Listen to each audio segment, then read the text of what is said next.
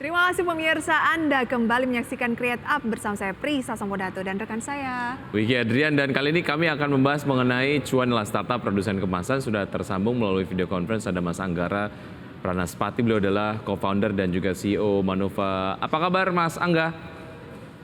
Baik, apa kabar? Kabar baik, Prisa? terima kasih sudah bergabung bersama kami. Ini bicara mengenai Manuva sendiri adalah perusahaan rintisan yang menggarap segmen kemasan gitu ya. Mengapa Benar. Manuva memilih segmen ini, Mas Angga? Iya, pada dasarnya Manuva pertama-tama melihat daripada besaran industri kemasan itu sendiri ya, Mas. Jadi dari permintaannya itu sendiri, industri kemasan Indonesia itu bernilai hampir 10 miliar US dollar gitu. Jadi begitu besar. Tapi terlebih daripada itu juga bahwa potensi permintaan market untuk kemasan itu sendiri masih sangat berkembang. Kita bisa lihat bahwa konsumsi kemasan per kapita yang ada di Indonesia itu kalau dibandingkan dengan Malaysia dan Singapura itu masih kurang daripada setengahnya. Jadi potensinya masih sangat besar juga gitu.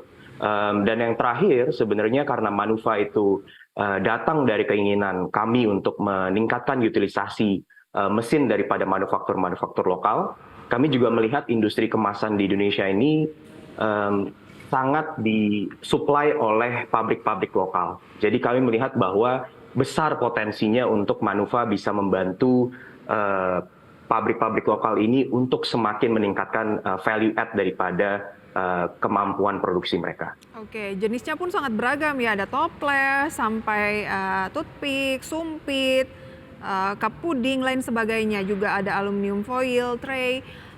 Permintaannya dihitungnya per berapa? Setiap minggu mungkin animonya seperti apa? Kita bisa melihat dari berbagai sisi ya.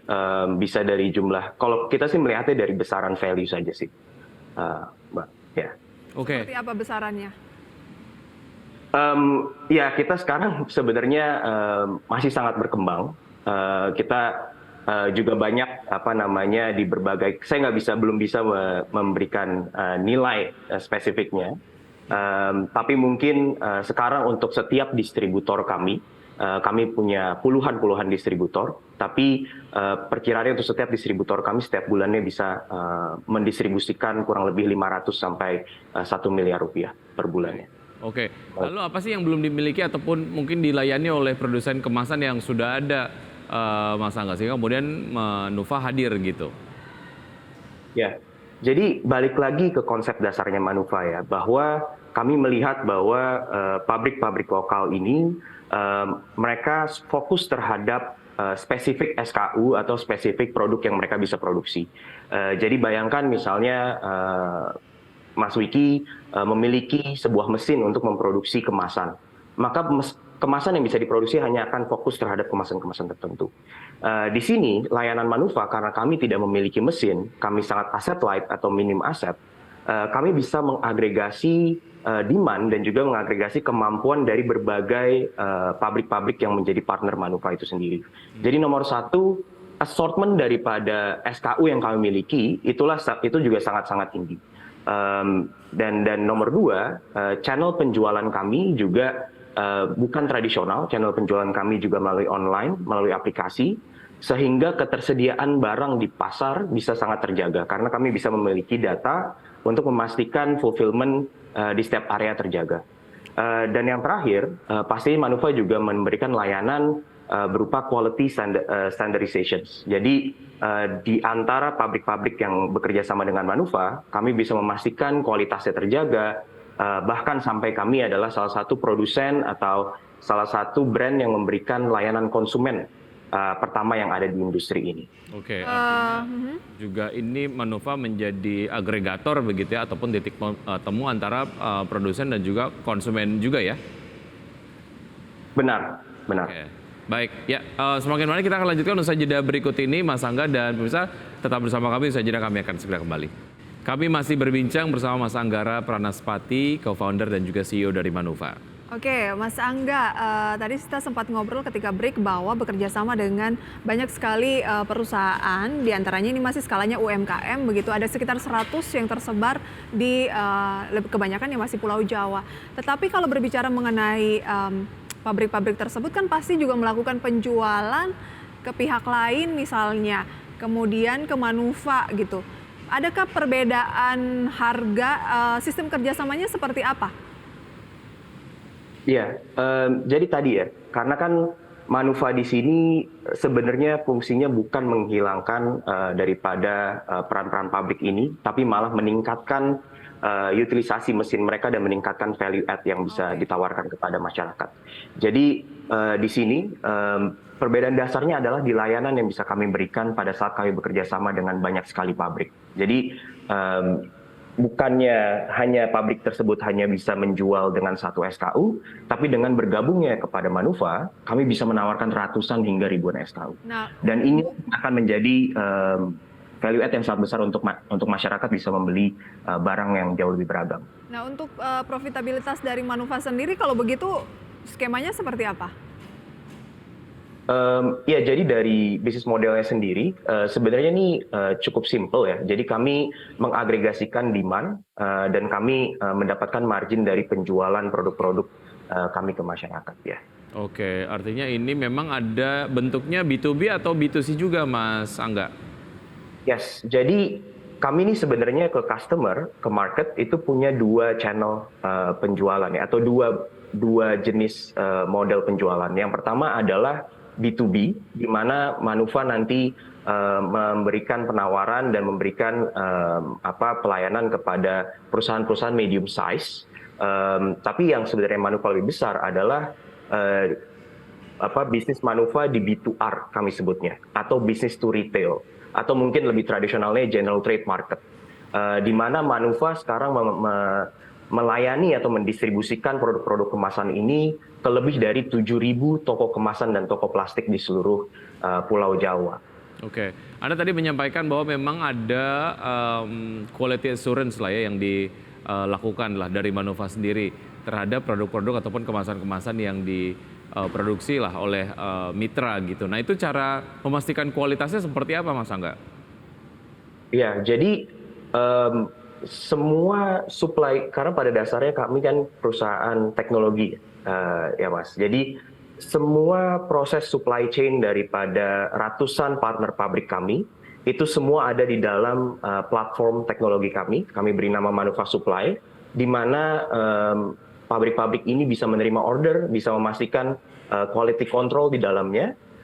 Sehingga kami bisa memastikan dari ratusan pabrik yang bekerja sama dengan kami, ini utilisasi daripada mesinnya terjaga dan juga kualitasnya terjaga. Apa yang menjadi tantangan utama sejauh ini? Untuk Manufanya sendiri, Ya, betul. ya karena kurang lebih mungkin uniknya daripada kemasan, itu kami sebutnya adalah semi-branded goods. Jadi kalau kita datang ke misalnya ke warung atau ke warung kelontong, kita akan instead of kita misalnya saya pengen membeli minuman bersoda, kita akan langsung membicarakan saya mau membeli merek A atau merek B. Sedangkan di industri kemasan, pada saat kita ke toko kemasan atau toko plastik, customer itu akan datang dan menanyakan, saya mau membeli misalnya lunchbox, saya mau membeli kertas nasi, saya mau membeli paper cup, plastic cup, tapi mereka tidak akan mengingat brandnya. Nah, tantangan Manufa di sini adalah bagaimana kami bisa mendorong produk-produk ini tanpa memasarkan atau memberikan marketing yang besar-besaran. Karena ini adalah menjadi tantangan, tapi di satu sisi juga menjadi opportunity yang sangat besar. Betul, karena begitu tahu nama brandnya apa, itu akan lebih memudahkan gitu ya, nggak kemudian mencari secara random begitu. Oke, di pertengahan September lalu mendapatkan pendanaan, sejauh ini penggunaannya seperti apa dan signifikansi dari pendanaan ini terhadap ekspansi dari Manufa ke depan seperti apa, Mas Angga? Ya, jadi kami berfokus terhadap dua hal ya untuk dari penggunaan pendanaan ini. Yang pertama adalah pengembangan SKU.